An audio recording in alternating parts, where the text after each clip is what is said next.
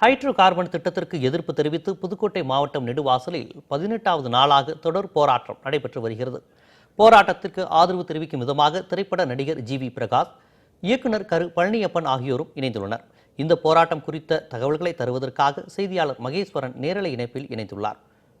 மகேஸ்வரன், இந்த போராட்ட ஒருங்கிணைப்பாளர்கள் எல்லாம் சேர்ந்து மாநில அரசிடமும் பேச்சுவார்த்தை நடத்தினார்கள். மாநில அரசு முழுமையாக உங்கள் கோரிக்கை ஏற்கப்படும், உங்கள் பக்கம் நாங்கள் இருக்கிறோம் என்று உறுதியளித்திருக்கிறார்கள். அதற்கு பிறகும் தொடர்ந்து நடைபெற்று வருகிறது. தற்போது மத்திய அரசு பிரதிநிதியிடமும் அவர்கள் பேசியிருக்கிறார்கள், நடுவண் அரசு சார்பாக இருப்பவர்களிடமும் அவர்கள் பேசியிருக்கிறார்கள். ஆனால் போதிய திருப்தி ஏற்படவில்லை என்று அவர்கள் ஊடகங்களில் கூறியிருக்கிறார்கள். இந்த நிலையில் அவர்களுடைய கோரிக்கை முழக்கங்கள் என்னவாக அங்கு இருக்கு மகேஸ்வரன்?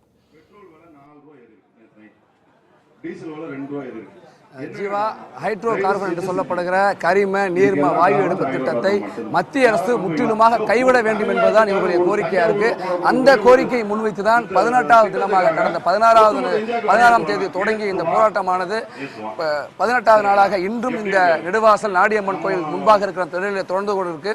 மத்திய தமிழகத்துடைய முதலமைச்சரை சந்தித்தார்கள், இதே கோரிக்கை தான் வலியுறுத்தினார்கள். நேற்றைய தினம் மத்திய இணையமைச்சர் பொன் ராதாகிருஷ்ணன் சந்தித்தும் இதே கருத்தை தான் முன்வைத்தார்கள். நேற்று இங்கிருந்து சென்ற போராட்ட குழுவினரோடு இந்த ONGC நிறுவனத்தினரும் மத்திய இணையமைச்சரும் பேச்சுவார்த்தை நடத்தினார்கள். இந்த திட்டத்திற்கு எந்த திட்டத்தால் எந்த பாதிப்பும் இல்லை என்று அவர்கள் விளக்கம் கொடுத்திருக்கிறார்கள். ஆனால் போராட்டக்காரர்கள், நாங்கள் விளக்கத்தை பெறுவதற்காக வரவில்லை, இந்த திட்டத்தினுடைய பாதிப்பை நாங்கள் முழுமையாக அறிந்திருக்கிறோம்.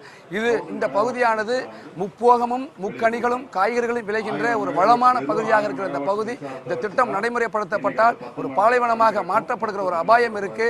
விவசாயிகளுடைய வாழ்வாதாரம் பாதிக்கப்படும். 500 பேருக்கு வேலைவாய்ப்பு, 3 ஆண்டுகளில் விவசாயம் செய்து கொள்ளலாம் என்கிற மத்திய அரசுடைய அறிவிப்பில் எங்களுக்கு நம்பிக்கை இல்லை.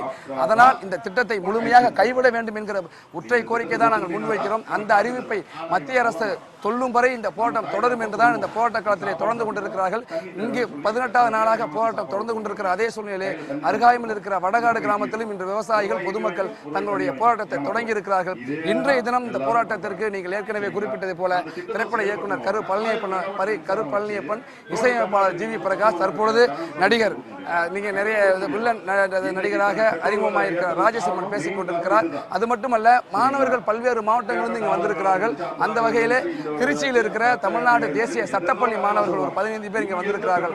அவர்கள் இங்கு வந்து இந்த போராட்டத்தில் ஈடுபட்டிருக்கிற இந்த போராட்டக்காரர்கள் ஏற்படுகிற எந்த இடையூறுகள் இருந்தாலும் சரி, சட்ட ரீதியிலான உதவிகளை செய்வதற்கு நாங்கள் தயாராக இருக்கிறோம் என்று சொல்லி தேசிய சட்டப்பள்ளி மாணவர்களால் ஒரு சட்ட உதவி மையத்தையும் இங்கே அமைத்திருக்கிறார்கள். அமைத்து இந்த மாணவர்கள் இங்கே தேசிய சட்டப்பள்ளி மாணவர்கள் காத்திருக்கிறார்கள். நம்முடைய இந்த போராட்டத்தில் பங்கேற்றிருக்கிற திரு கரு பழனியப்பன் இருக்கிறாங்க, கேட்போம். ஐயா வணக்கம். தொடர்ச்சியாக தன்னெழுச்சியாக இந்த மக்களுடைய போராட்டம் 18வது நாளாக தொடர்ந்து கொண்டிருக்கு. இந்த போராட்ட காலத்தில் நீங்களும் பங்கெடுத்திருக்கீங்க. இந்த போராட்டத்தை எப்படி பார்க்குறீங்க? நான் வந்தது இந்த போராட்டத்துக்கு ஆதரவு தெரிவிப்பதற்கு மட்டும் இல்லை, நான் மத்திய அரசுக்கு நன்றி சொல்வதற்காக வந்தேன்.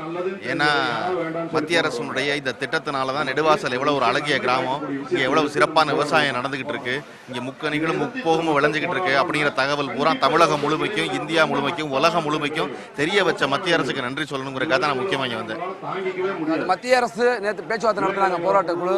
அவங்க இந்த கிராம மக்களே சொல்றாங்க, நாங்கள் விளக்கம் தேவையில்லை, சட்டத்திலிருந்து விலக்கு தான் தேவை என்று சொல்லியிருக்கிறாங்க. மக்கள் தன்னெழுச்சியாக திரண்டு கொண்டிருக்கிறார்கள். இந்த தன்னெழுச்சியான போராட்டத்தை ஜல்லிக்கட்டு போல திரண்டு இருக்கிறாங்க. இந்த போராட்டத்தை நீங்க ஜல்லிக்கட்டு போராட்டத்திலையும் பங்கெடுத்திருந்தீங்க. இப்போ இங்க கிராம மக்களுடைய தன்னெழுச்சியான போராட்டத்தை நீங்க எப்படி பாக்குறீங்க? இல்ல, நான் எனக்கு தெரிஞ்சு ஒரு போராட்டம் நடக்கும் பொழுது அதுல என்னவெல்லாம் இடர்பாடு ஏற்படுதோ அதை சரி பண்ணி தான் அடுத்தடுத்த போராட்டங்கள் நடக்குது.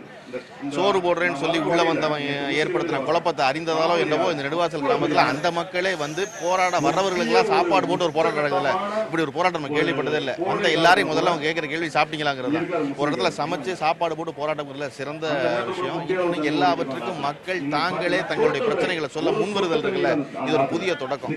இது எல்லா இடமும் பற்றி பரவணும்னு நான் விரும்புகிறேன். தமிழக அரசு திட்டத்தை நாங்கள் அனுமதிக்க மாட்டோம் முதலமைச்சர் உறுதியை கொடுத்திருக்காரு.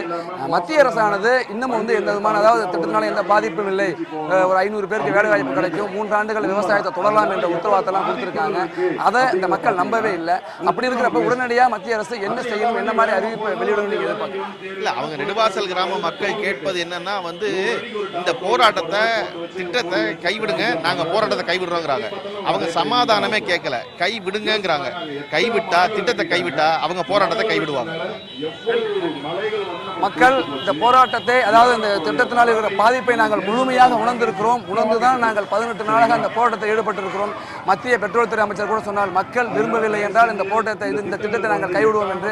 மக்கள் விரும்பவில்லை. அதன் வெளிப்பாடாகத்தான் தங்கள் கருத்தை வெளிப்படுத்தும் வகைதான் 18 தினமாக இந்த போராட்ட காலத்தில் தொடர்ந்து கொண்டிருக்கிறார்கள். எனவே மக்களுடைய எதிர்ப்பை, உணர்வை புரிந்து மதிப்பளித்து மத்திய அரசு உடனடியாக இந்த திட்டத்தை கைவிட்டு விட்டோம். இங்கு மட்டுமல்ல, இவர்களுடைய கோரிக்கைகளிலே காவிரி பாசன பகுதிகளை ஒரு பாதுகாக்கப்பட்ட வேளாண் மண்டலமாக அறிவிக்க வேண்டும்.